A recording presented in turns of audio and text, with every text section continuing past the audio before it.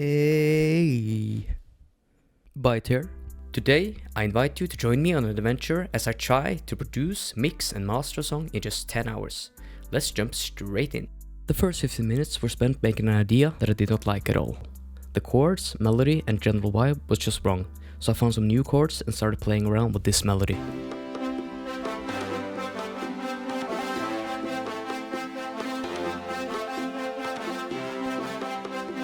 I added some brass sounds, drums and a bass, and after the first hour I had this build up and drop.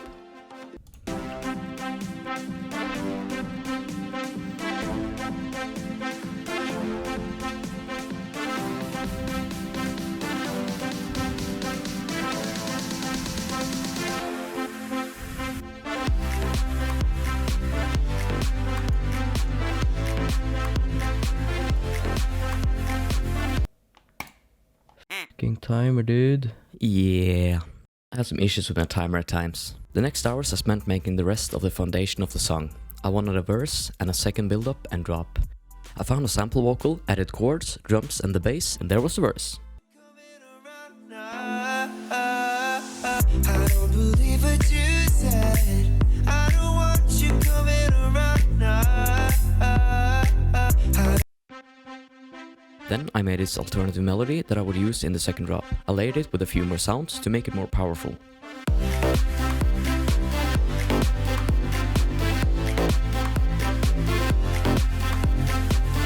Oh, and I almost forgot to copy my build-up drums. Now that the foundation was finished, all that was left to do was the finalization.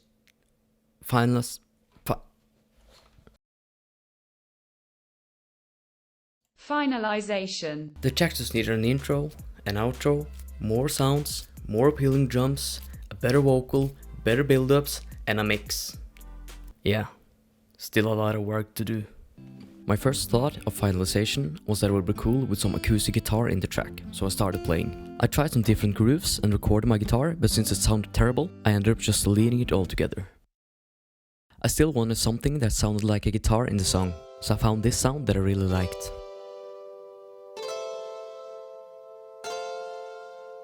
I tried some different grooves with this sound too, but ended up just leaving it as a regular chord progression.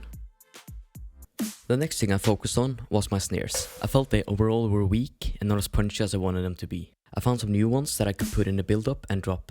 With those new snares, the drop started to feel a lot more punchy.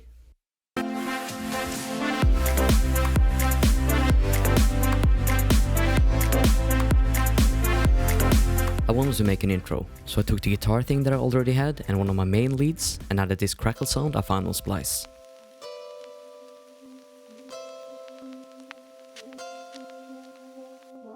I browsed Splice for some more sounds, found this transition thing and a bubble, and then I found this shaker loop. The transition thing and the shaker loop really added a lot of flavor to the track. 3 hours into the project and now our second drop sounded like this.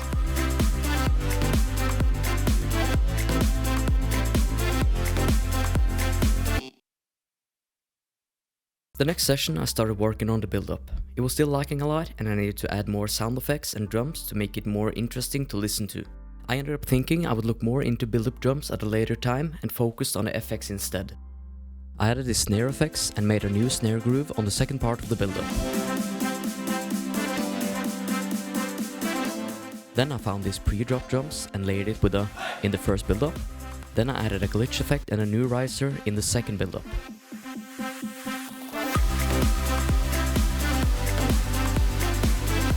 Now I felt that the build-up were getting somewhere. It wasn't finished just yet, but overall the feeling was better now. I also found a supersaw synth that I used in the drop just to get a little more highs. The rest of the session was dedicated to improve the general sound quality. I threw on an EQ on most of the sounds to eliminate bad sounding frequencies and did some easy volume mixing. The first 20 minutes of the session were spent making small changes to the track, focusing on tasks like volume mixing, automations and EQ. Then I named all my layers for a more efficient workflow during the upcoming mixing session. Next I dove back into Splice, hunting for more effects. I found some glitches that uses risers to improve the transitions.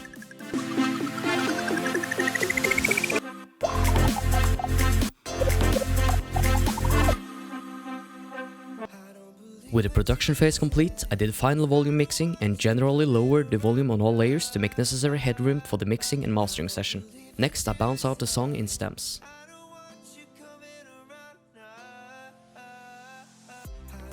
After wrapping up the production phase of the song, I reached out to Skau for assistance with mixing and mastering. I wanted him to help with this phase, not only because he's good at it, but also because he hadn't heard the project before. When mixing a song, it is an advantage if you dive into the project as a new listener, as it allows you to pick up on details that the producer has missed. The first 50 minutes of our mixing session ended up with audio glitches, making it impossible to show you what we've done during that time. So this seems like a perfect opportunity for me to introduce myself. My name is Sivert. I'm a music producer from Norway with nearly a decade of experience. Music and production have always been my passion, and in the recent years I've been introduced to other creative fields like animation, picture editing, and occasional video editing. I've been wanting to start a YouTube channel or start streaming for a long time, but I just struggled to find the right approach. But then, one day, I had an idea. I wanted to test my creative process while working under pressure. Based on my video editing and animation knowledge, I decided that I wanted to make this into a video, and that's how we ended up here. To summarize the first part of the session, we looked more into the build-up, finally got some nice and punchy drums in it, then we spiced it up with some more effects, and now the build-up felt really powerful and nice.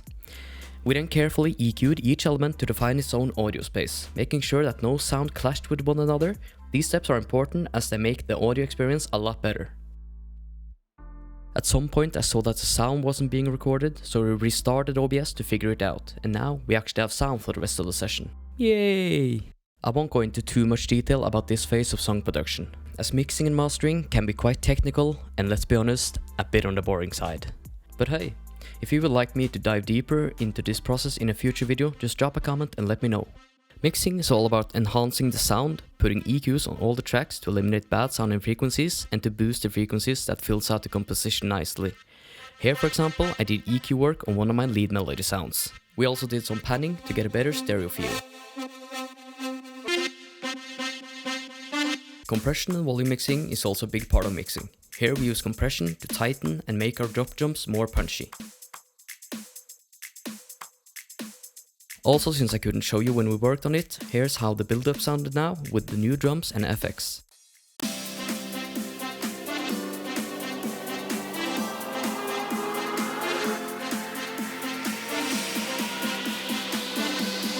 So with the mixing all wrapped up, we turned our attention to the verse.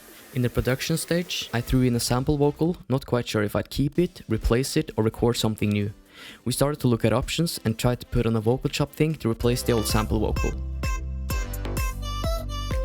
This felt like a great idea, so we mixed it into the song, and here's the result.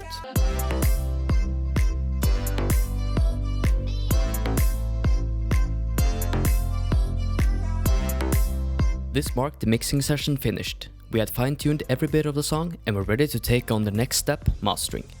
Mastering is kinda the same process as mixing, but instead of enhancing the sound quality of each track individually, you do it on the whole track at once. We added an EQ to cut all the frequencies under 30 Hz. We boosted some mid frequencies and the highs and decreased the lows. Then we added a multiband compression to tighten up the track and neutralize the dynamics in the track a bit. We then gave the track one final listen and we were thrilled with how the mix and master had turned out. It was clear that the song was now complete and ready for release.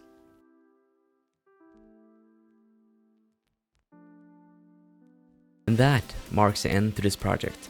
Around 8 hours, give or take.